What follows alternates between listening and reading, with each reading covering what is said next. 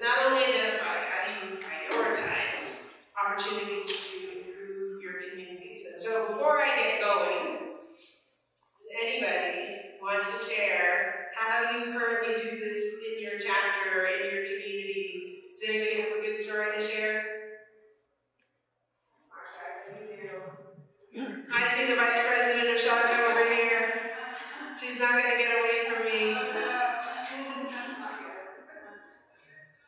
Hello, everybody. So we usually use social media.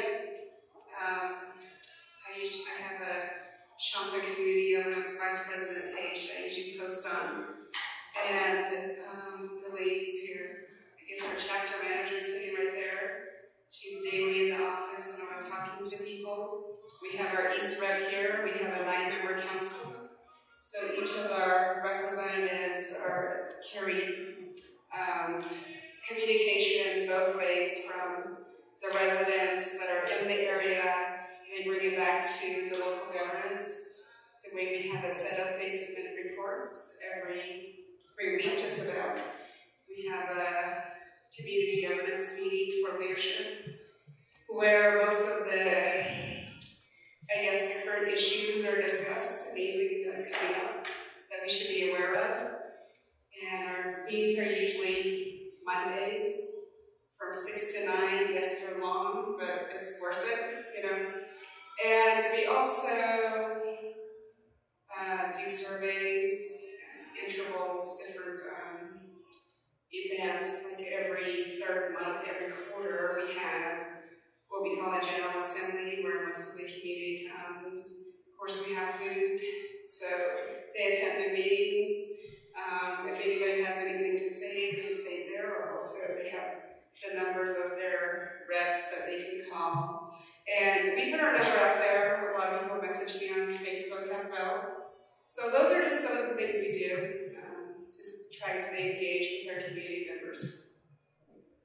Okay, I already know. The Chateau people, you can just get up and go right now. I'm not going to keep waiting for the session, but I wasn't that surprised. I knew that you guys would have a lot of systems and ideas already in place. Does anybody else have any stories that they want to share about how your community identifies and prioritizes opportunities to improve the community? Anybody?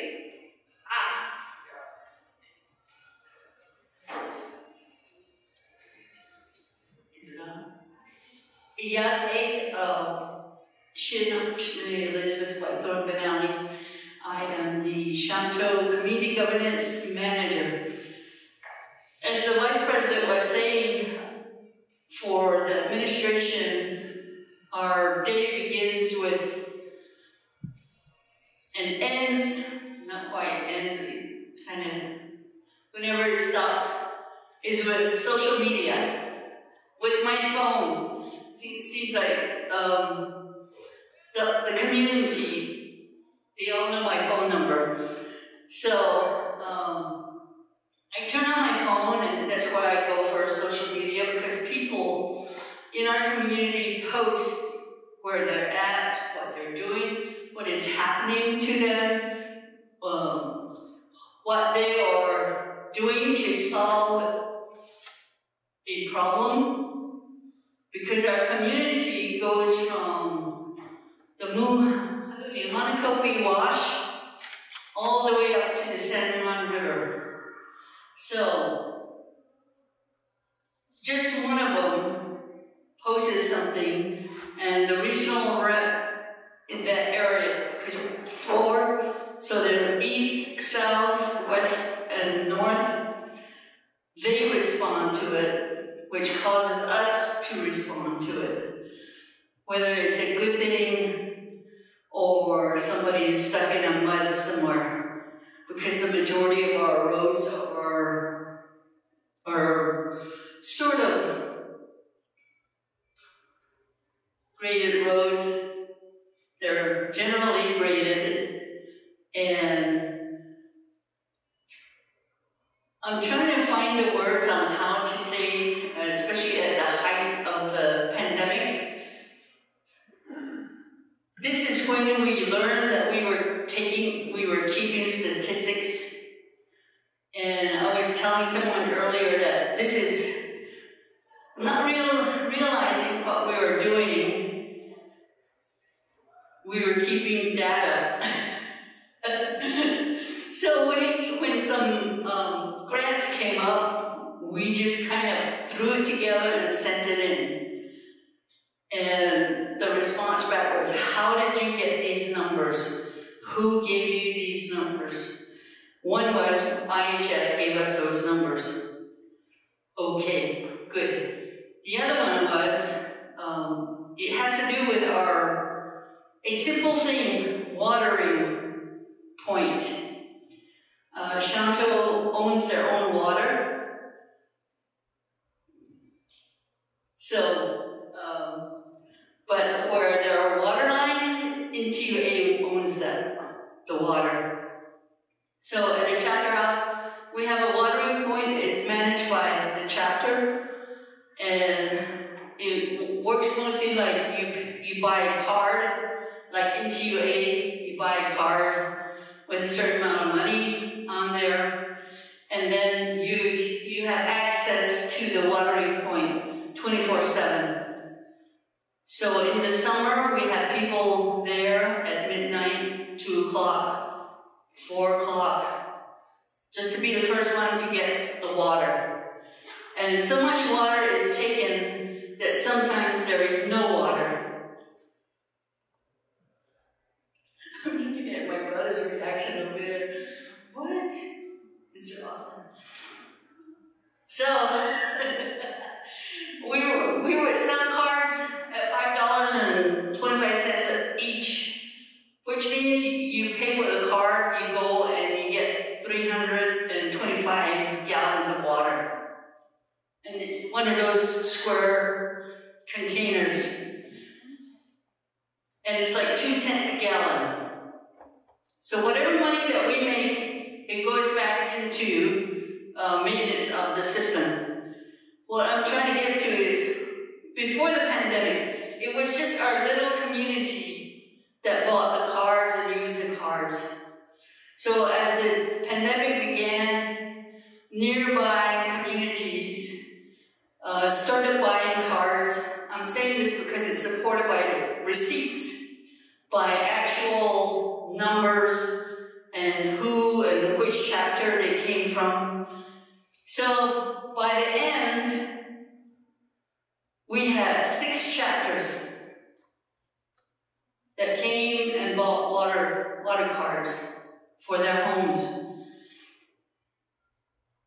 By the time we started writing the grant, it had expanded even further. So that's when we started running out of water. So, as I was saying, we were keeping data, we were keeping statistics, we were keeping things that we needed to use for our grants. So which made it easier to put together a paper and send it in. And the other one is, in working with IHS, how many homes do we have? No hesitation, 350 that have water or some type of sewer line. But you have more than 350 homes that are lived in that don't have water or septic tanks or water lines. So, sitting here, it's just being reaffirmed and saying, yes, you are headed in the right direction. So, thank you very much. You guys are more than headed in the right direction, I must say. I think you guys should give this talk instead of me, so maybe I'll hand it over to you guys. Because a lot of the community engagement tools that I'm going to talk about, and touch on social media, a lot of it, I guess, could be called grassroots. It's a lot of pen and paper, taking polls by hand. We have a long history of that at Change Labs, and it works really well for us. And we have a community. That's probably the same size as a chapter meeting. So, but similar to the chapters too, we feel like we are the leaders of a community, the community of small business business owners that we serve. And part of our role at Change Labs is to make sure that we're tuning our programs and using our grant funding in a way that serves their best interests. So we're constantly trying to understand, are we focusing on the right things? Are we making the right improvements in the business environment that's serving your needs? So I feel like Change Labs could be a meta chapter in that way. But to the three things that I'm hoping that we can hit on today, and we'll probably end before 5 for those of you who need to get on the road, is these three things, answering the question, how do you identify and prioritize opportunities to improve your community? So the first one, taking stock of what you currently have. And for those of you who were in the session before, we talked about the concept of a baseline. This is a similar, very similar notion. The second that we're going to look at as mapping what you currently have to what residents want as well as what they need. And we're going to talk about the difference between want and need. And then the third, once you have ample documentation of what people want and they need, how do you begin to prioritize? And specifically, my two colleagues, Holly and Marsha, over there actually created this beautiful model that they shared with the rest of us at Change Labs the other day. I had made a bastardized version of it at the end of this because I couldn't put yours together for show time. But what's great about the model that they created is that it represents, or to me, it visualizes a way for chapters to think about diversification, and the way Change Labs can think about diversification, economic diversification. So somebody mentioned in the session yesterday, I forget who it was, they were Debbie Downer, but in a good way. They're like, everybody says they want a Walmart. I'm telling you, Walmart's not going to come to your community because they need thousands of people, and we don't have thousands of people. But my argument would be, why do we want a Walmart if it's not going to achieve economic diversification? And to me, economic diversification is more important than what some of these big box stores bring to our community. So we'll talk about that at the end as well. But let's start with step 1. We'll go back to this concept of baseline. For those of you who were in the last session, you know what a baseline is. You don't need me to go over that. But in this context, in terms of market opportunity, it's about taking stock of what you already have in your community.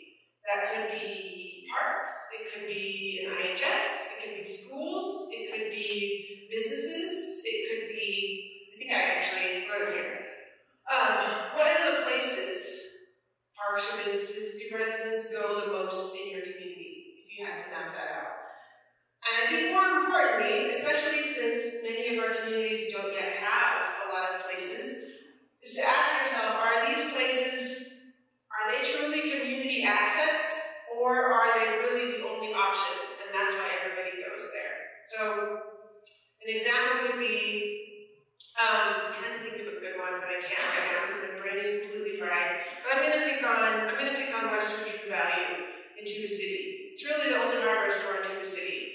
So if we mapped out, if we created an asset map and said, here's the hardware store, everybody goes there, therefore it must be great and good. That might be the case, maybe it is great and good, but maybe people go there because it's their only option and they really, really hate going there. But they go begrudgingly. So I think when we're taking stock of what we have and we're mapping our assets, we have to ask ourselves this question, is this place that's really popular, a place that's that people go in the community, is it actually an asset in the community, or is it really just their only option? And it's still important because at least it presents people with an option, but we could do better, or we need to make it competitors of that. Another way of thinking about the question is going back to the panel this morning with Mayor Cano and Brian Skeet. They talked about, what did they say? Oh, I haven't really mentioned it there, but they said, like, what's the tagline for your community, or what's the nickname? What makes you unique? I think this is a similar question. What are you proud of in your community? I go back to that story you told about Mutton Curve. And the ideas that you guys have for Mutton Curve. That's something to be proud of. That's something you want to highlight in your community. It's an asset for the community. So things like that need to go into your map as well. And then once you start identifying these assets, the next step is categorization. So what of these assets that exist, are they health assets? Are they educational assets? Are they business assets? Are they arts and recreation? And when you, in this map, they've color-coded it, which I think is great. So you can start to see up there that they have very few, I don't know what the pink says, because it's so small. They have very few of the pink assets, and they have a whole lot of purple assets, very few gray assets. And then that categorization, that color-coding, I think is a way for you to check on your diversification goals. Maybe you have a ton of health assets, but you have no educational assets, and yet education is one of your community priorities. Is this resonating? Are we good so far? Following along? Okay, cool. So,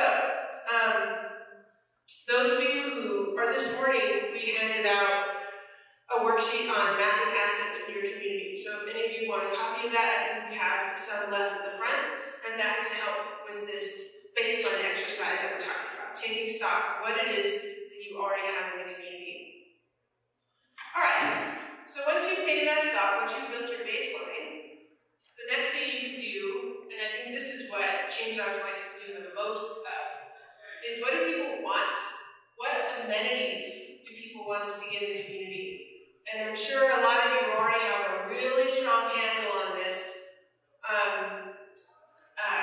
Is it documented somewhere? Is it part of your economic plan, your economic strategy, or is it part of your planning committee? So this is an example of one that we did in Tuba City back in, I think it was 2019.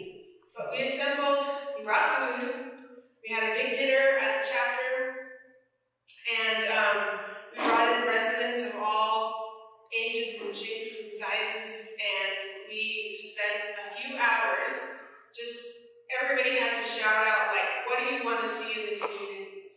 And as people shouted, we were categorizing in the moment, like, okay, they want a music venue, that sounds like music and culture. Somebody else wanted a Boys and Girls Club, maybe that's a family program. And then once we had all of those things down, we gave the community members stickers, and we had them vote on each other's ideas. Very simple. The cost to do it were the cost of the stickers, the pen and the paper that we were writing on, and of course, our own labor.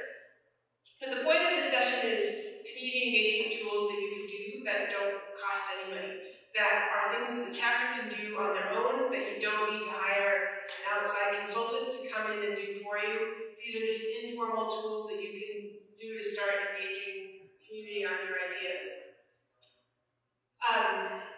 The key with all of this, though, as I think somebody spoke to in the session before this, I think it was over here, Christine, you mentioned this, is when you're doing these sorts of activities, you said that you measure people who come to chapter meetings, you're kind of assessing age, right? And so if you're finding that the people who come to your chapter meetings and these activities, let's say it's all young families, and yet in your population, more than 50% of people are elders. If they're not there participating in the session, then you're going to come up with all these great ideas, but it's going to serve a small subset of the community. So I think a key in a lot of this stuff is that you bring in community members of all shapes and sizes. Young families, elders, working professionals, business owners, single parents, artisans, the unemployed, the employed, people who commute in, whatever you think is most important to your chapter. But I've definitely seen, I've come to meetings where it's people of a single demographic, and they're trying to get this important information, but most of the fabric of the community isn't represented in the meeting. So, oh yeah, of course, here, let me bring you the mic, Christine.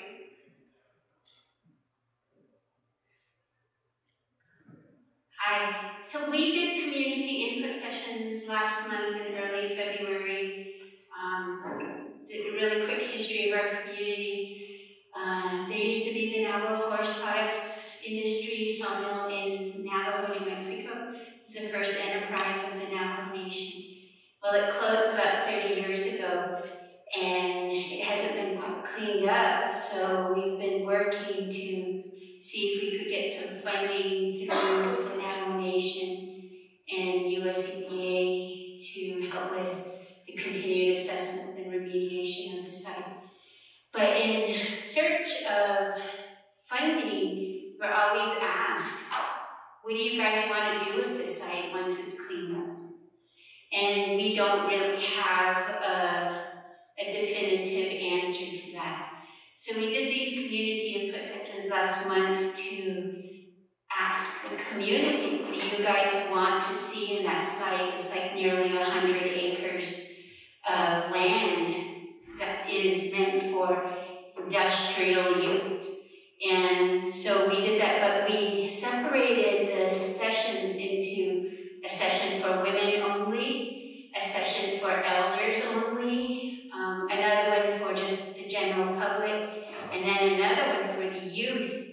And then the last one that we did was for community leadership and stakeholders like the business owners, because we felt like, you know, we didn't want somebody to express something and then a community leader was in the audience and they spent more time trying to justify why things were a certain way. And then, of course, we found that young people have a lot of ideas, but they don't come to chapter meetings. They don't come to those sessions, especially if they know there's an adult there, and some adults really do shut young people's voices down, and so we wanted to make sure that they could participate in that overall process. And all in all, we had about 55 people attend those community input sessions. So that's a really great way to just to do the smaller cohorts. I just wanted to add that. I love that. Thank you for adding that. You just put it there. If anybody else has a comment or an idea, please, I'll bring the microphone over to you. So the thing that we did next with those giant sheets of paper that we created with Tuba City residents is we then were able to take it out of pen and paper and just digitize it and visualize it for the community leaders. So recreation center with a swimming pool got a ton of votes. It got the most votes, and right behind it was a sports complex with baseball fields. So basically, amenities that were promoting healthy families got the most votes. And they're pretty close with Nelson Cody, the planner for Tuba City, and I think he admitted to me the other day that since we did this session in 2019, they haven't done it again, which is kind of shocking to me with COVID and all this stuff, but I feel like I would do this annually, if not more. I'm wondering if Shanto or you all have some guidance on how frequently you revisit your planning and priorities for the community. I would love to hear what you all think. What's that?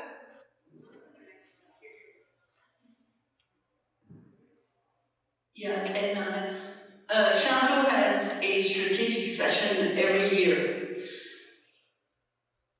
Through going back to the pandemic, we didn't really get together during that time. So when we had our first one again last year, and then we're planning another one next month, also here, we were looking at the priorities that we had put down, which goes to the Navajo Nation, and it's listed on your chapter, next to your chapter budget, what your priorities are, and the majority, we were surprised that the majority of the ones that were on that list were completed. So we have to add to our list. But we have a priorities list going from 1 all the way down, and then at the end, the ones that don't make it onto the Navajo Nation list are the ones. Something that we would like to do, but it's not. But eventually, it becomes up there in the 1 through 10.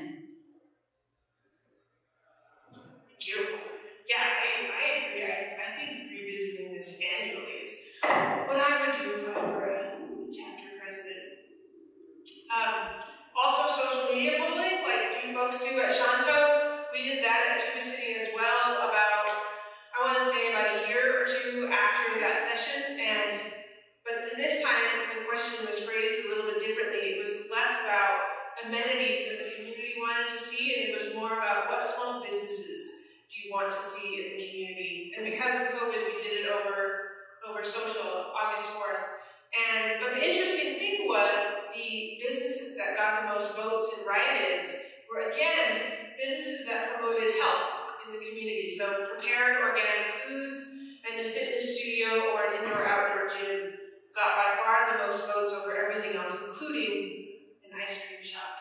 Actually, ice cream shop was third. I thought that was funny. It was like health, ice cream. We need our health, but we also need our emotional comforts as well. But I was psyched to hear that you guys are checking social media every day to check in with the community. That's pretty amazing. Are any other chapters here using social media to try to get a sense? All right, I knew that had to be the case. What I was going to say, the Chitty, we do have a social media, but I've noticed that sometimes there's some negative stuff there, which is not good, and I'm just wondering if you guys see that too at your shop. Do you guys see that at your level?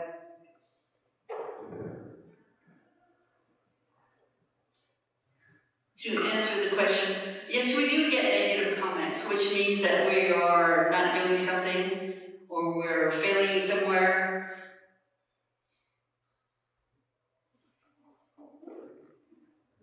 Or the wrong information is going out. Yes. That's the other thing. So, yeah, you have to, sometimes you have to do a little research on where that is coming from. And of course, any type of feedback, whether good or bad, is usually an indication that something is wrong. Okay? Either, if something's good all the time, you think you're doing really well.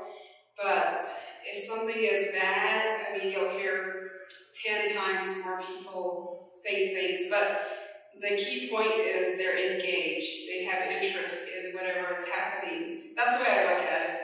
What is going on here? What can we do better? And is there any sort of miscommunication happening? A lot of people see it as a bad thing, but for me, I was like, okay, well, they responded, so what should we do? So that's how I look at it, and I think most of us do in that regard. Yeah, I'm sure you have to have some sort of tough skin to be a chapter leader, but there's no way to be on social media and put only positive comments. I can tell you that right now. So, in the beginning we talked about the difference between wants and needs because, in Tuba City, the residents wanted the swimming pool, which is fantastic. But you, as leaders, also have to weigh that against what the community actually needs. And sometimes those can be two different things.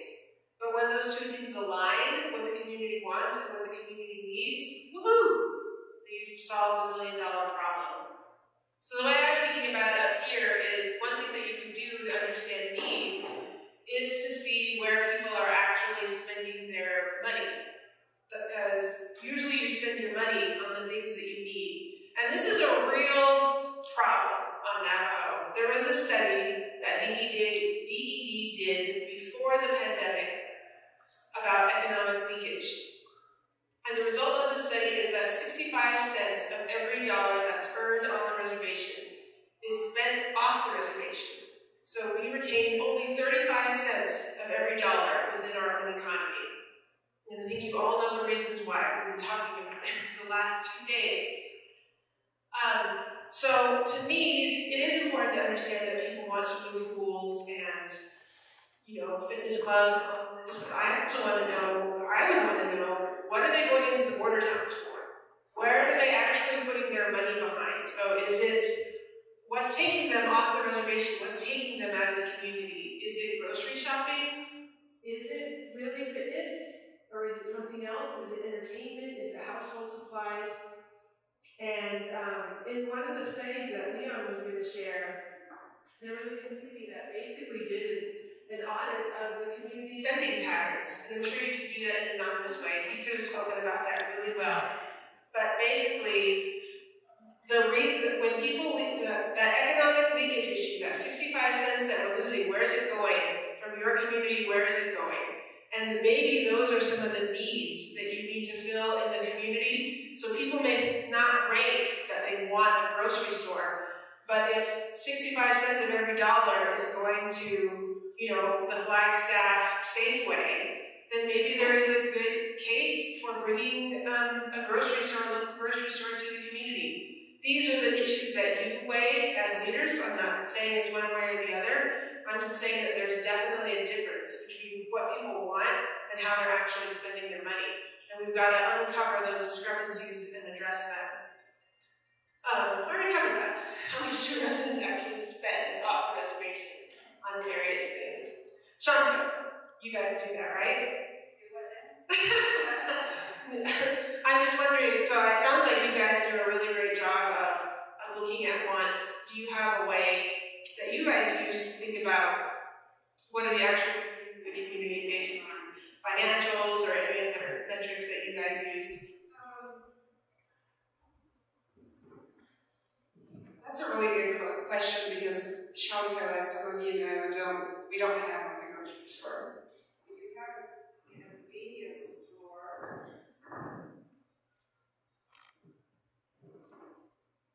Can you hear me? Okay. We do have a convenience store, and originally the idea was that we would stock most of the aisles with healthy food. Guess what happened there?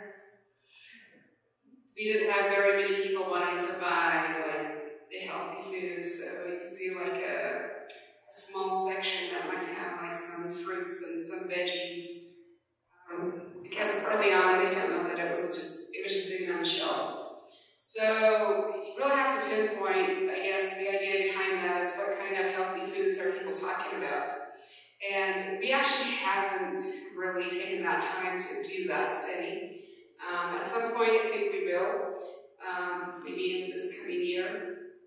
But so you have to figure out, right, you can't just guess, like, this is the kind of healthy food people are talking about when, you know, your idea is different from theirs. So, I mean, that's just something to keep in mind. As far as other metrics, we usually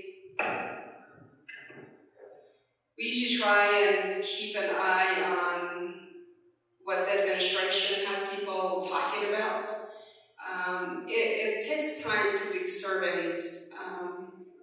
Right now, our focus is on our priority projects, which is basically centered around economic, I say development in some sense, because we're looking to build the basis of our economy in Shanto. So we're looking at developing more areas. But the problem, of course, is money. And most of our metrics, our measurements, our statistics and data that's coming in is actually centered on those things currently. As far as engaging the community on what their wants are, we did do a study 2 years ago, which is basically water and electricity. At that time, 30% of Shanto didn't have those two things. Now I believe it's down by 5%, so 25%. So we're steadily going towards that, but it takes some time. It takes some time to do some of these things. That's what we have. We haven't really identified other avenues as far as structure goes. I talked to Heather about that earlier, yesterday I think it was. But that's something that we need to identify more of and like pinpoint. All right. The last few slides that I have here, we talk a little bit about priorities, are just examples of,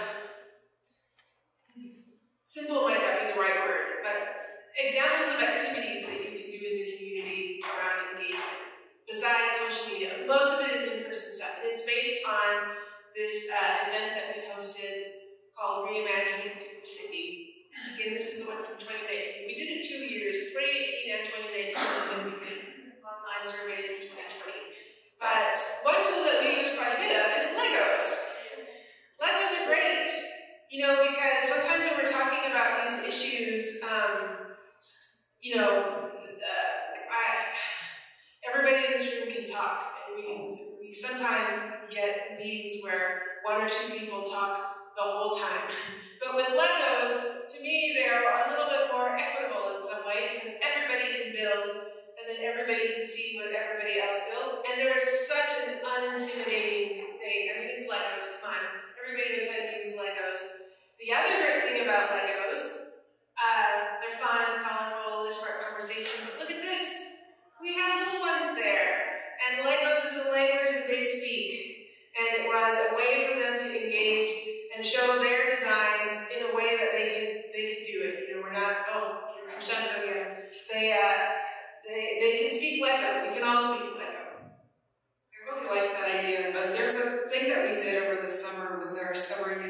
workers. We did a little class with them, and Elizabeth usually has people coming in and they do talks. So this particular one was for change lamps, and what we did was we split the students into 4 groups, or it was just me actually. And I asked them what they thought the community needed as far as services, businesses. And they came up with 4 businesses. They built it out. They identified their audience, their customers, whoever they would be. And one of them was an auto shop. The other was a grocery store. And another was, I think it had to do with health. And then there was a 4th one that was like a recreational thing. So, and these are, teenagers, teens, like between 13 and whatever, 16, 20 years old. So, they're really, when you explain the basics of everything, they're able to come up with, they know what the needs of the community are. You don't really need to say, oh, this is where our problem is. They see it. And they're the ones that usually say, hey, how come we don't have this? Just like my niece, she was 7 when she came out to visit here. And one of the things she had asked me was like, why is it that I've been under res for a week, she goes, I have not seen a place where you have, you don't have like a water system where they clean the water. There's nothing like that, she said. I mean, when you go to the city, you have those things where water is, reused, renewed, and you have like a water treatment center. She said, I don't see anything like that under res. Why? Why is that? And that was her question. And I was like, well, it's the land, we went into this discussion, like, how far do I want to take this? And her idea of the res is you can do anything there. Anything meaning going off-road, climbing rocks, whatever, And she can weightless to building anything, anywhere, wherever you want it. So, just something I wanted to share. I love that, it's so cute. Okay. I'm just going to race through a few other examples. This is a partnership that we did with a company called Terraform Development out of Flagstaff, but they built a bunch of 3D models for the community so that people could physically see the planned development of, this was 8 acres in Choo City. They wanted to show kind of or create a vision for, this building could be here, here's Pescakai, here's Edgewater, you would see this, this, and this, and that big center area was their vision for a big kind of soccer field or community field. But what I really appreciated about that effort that they put into it is that I think a lot of us are visual learners and thinkers. So you can talk abstractly about, we have 8 acres, it's going to be a mix of retail and housing, there's going to be a soccer field in it, but actually seeing a model is totally different. And my personal mantra, or what I try to do in a lot of things, is bring something for people to look at. Because then they have something to react to. There's something to critique or praise, whatever it may be. But having the visual thing, or model in this case, is really powerful when you're talking about prioritizing and making plans and visualizing your community. We also do a lot of this, maybe too much of this. But again, just going back to paper and pens and tons of sticky notes. We've been running Children's Labs as an event now for almost 10 years. My office is just filled with sticky notes of data that we've collected from folks, but all of that has been digitized, and we then use it to make a lot of decisions about the programs that we run, the programs that we need to create, the programs that we want the Navajo Nation to create, based on what people tell us in a lot of these polls. Also just, raise your hand if you do this, raise your hand if you do that. Everybody can raise their hands. That's an easy way to vote, and we can all count. This one is a little bit more technically out there, but it was really fun. This, again, was at a Choo City event, and it was virtual reality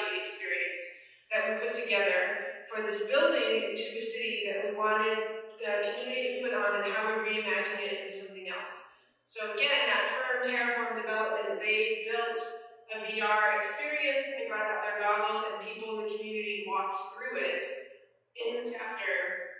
And they were able, just by being in the building in a virtual environment, it was a really great way to get their ideas and their responses on what we had created, and is it the right direction, is it the wrong direction. Plus, it was really fun just to see people with these geeky goggles on and kind of walking around the room and laughing. It brought a lot of laughter to the event, which I always appreciate. This year, too, this is a simple card sorting exercise. I have an example of it. Prior to my life at Change Labs, I did a lot of work in international development, and I worked in countries where people didn't speak English in most of the places that I went. So whenever I needed to get input from people, I often resorted to cards with pictures on them. And it was surprising to me how great of a communication tool that could be. So I brought them into my work at Change Labs. This exercise in particular was we were trying to get input from home-based businesses on what amenities that they would want to see in a communal workspace, because Change Labs is building a co-working space, and we really wanted to know what people wanted to see in that building, what was most important to them. So we created these cards that had all these different amenities that could be offered in the workspace, and we had a bunch of different people create 3 columns. In column 1, tell us what you can already do. In column 2, tell us what you wish you could do, and tell us how frequently you want us to do it. And then column 3, these are the things that aren't important to you. And by aggregating that data from several different entrepreneurs, so we had mostly people who worked from home, we had a few people who ran their business online, some who were using only the flea market, 12%. But by collecting that data with those cards, we were able to get to this. The community that we want to serve at Change Labs, most of them wished that they could seek legal advice, which actually led to our partnership with ACE School and Joe Austin.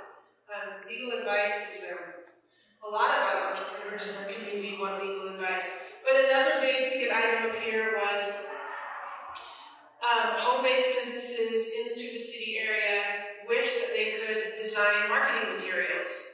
So that prompted the creation of our artist residency program. Back in 2018, we were trying to connect designers to business owners that could help them create these marketing tools.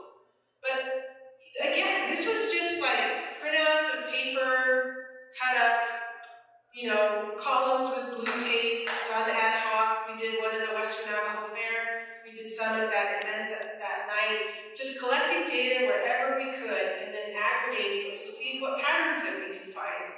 We didn't hire anybody fancy with a big degree to do the study for us. It was all stuff that we could do ourselves that really shapes how we approach our work and approach our programs.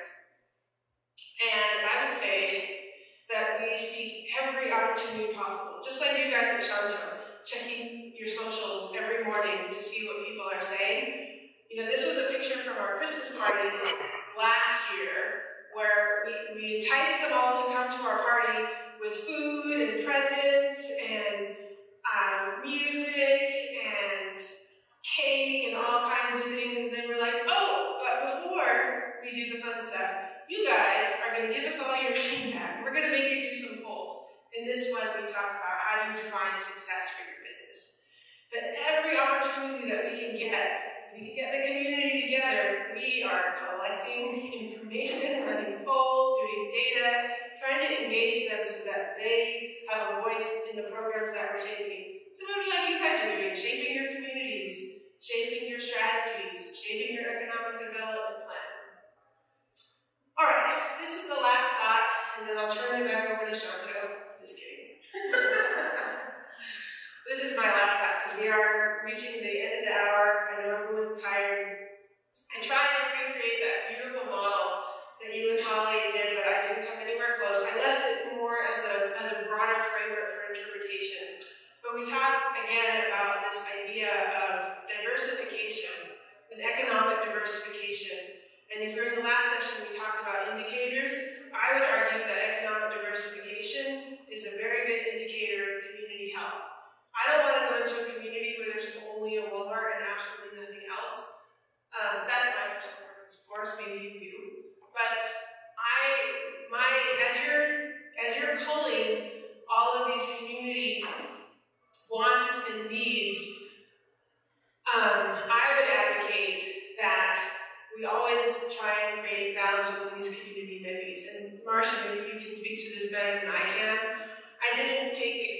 categories that you guys use, but my colleague Marcia and Holly had created this wheel, and they actually used the Navajo wedding basket as a model. But I liked how they thought about, there should be a wellness aspect to the community. And I put up here, what is it, an education aspect, or resilience, or art? What are the priorities for your community? How do your current assets map to those priorities? Let's say wellness is a priority, but you don't have a gym, you don't have a salon, you don't have bike trails. That will help you prioritize. Wellness is one of our priorities, but none of our assets that we have in the community actually map to that. So the next time we see a grant opportunity to develop this or that, or the next time a planner comes in the community and is willing to do something for us, we're going to say, help us with this wellness section. We need bike trails, or we need salons, or we need a gym, whatever it may be. But achieving that balance in the community and not throwing it all towards one thing, like we're going into Tuba City, the only places to eat are all fast food places. That's not diversity. Where's the fresh food? Where's the slow restaurants? Where's the, you guys get it. Anyhow, I can see that Marcia wants to say something here, so I'm going to hand it over to her. I'll explain that model a little bit more, although I like this, because there was a portion where we were trying to figure out what we would put there. But this is, I guess, the overall Native American model that you usually see drawn, like it's red, yellow, those basic colors they have, the medicine wheel. And it had wellness, education, spirit, and I believe emotions originally. So, Holly and I, which is a colleague of mine, she's not here, but she works for the business incubator, she's probably out in the hall somewhere. We started looking at this, and it was actually from a conversation that I had with our chapter president, Roland. He's not in here either. But he had mentioned, like, what would happen if you were to build a street that is a four-way intersection? One side you build a laundromat, another portion you build like an auto shop, and another portion is a fitness center, the other portion is, I think he said a restaurant.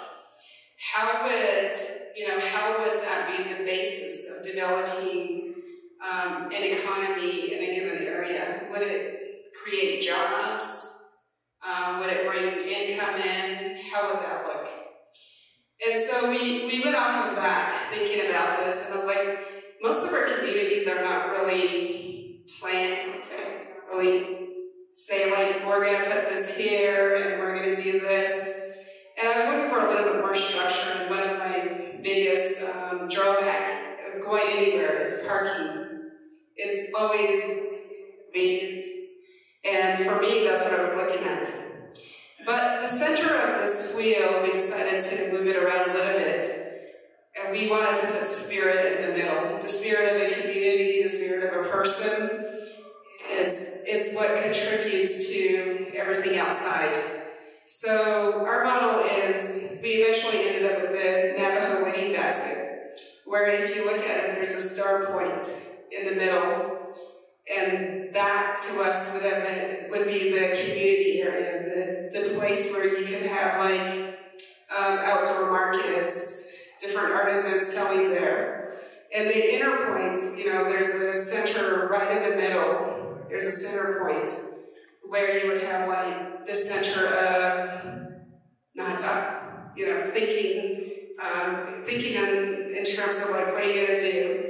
So maybe that's a local governance, and then there's a portion that serves the elderlies, the youth, fitness, wellness, built it out. And then, of course, the red area in the Navajo wedding basket would be the parking areas, And then the outer, edges of usually black when you're looking at a Navajo wedding basket, that would be more businesses that could contribute into the inner portion of that, structure or development. And the idea behind that is diversifying market and creating a revenue stream that could eventually potentially support what's in the inner portion of that town, the community. So I like this, that she defined education and art. That was missing from ours, so great job, Heather. Well, my goal, I took theirs and I thought it was great inspiration. It could be based on the medicine wheel, it could be based on what you guys think are the priorities for your community. So that was all I had prepared for today, and does anybody have any final words of wisdom they want to share with the folks here?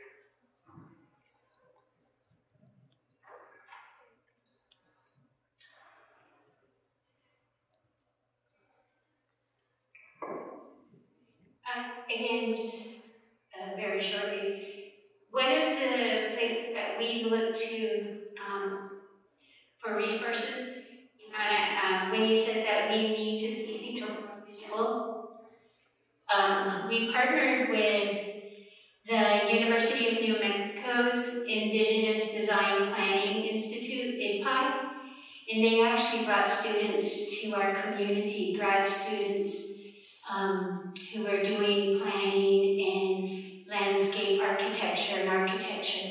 And they came to the community, they met with folks in the community, interviewed them, and just spent time walking around the community.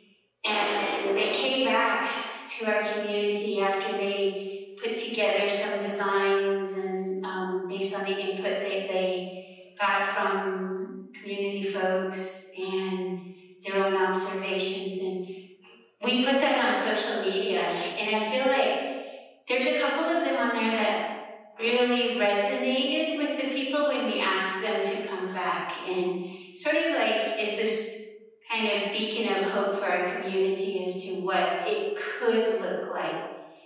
You know, and I keep bringing those videos back and sharing it with the community, like this is kind of what we want to do, and this is based on your input. So that's a resource to look to as universities, and especially if you have students who are going and they want to do stuff here back on Navajo. And then I was thinking your model with the wedding basket, you know, the black portion is, I was told that's clouds, right?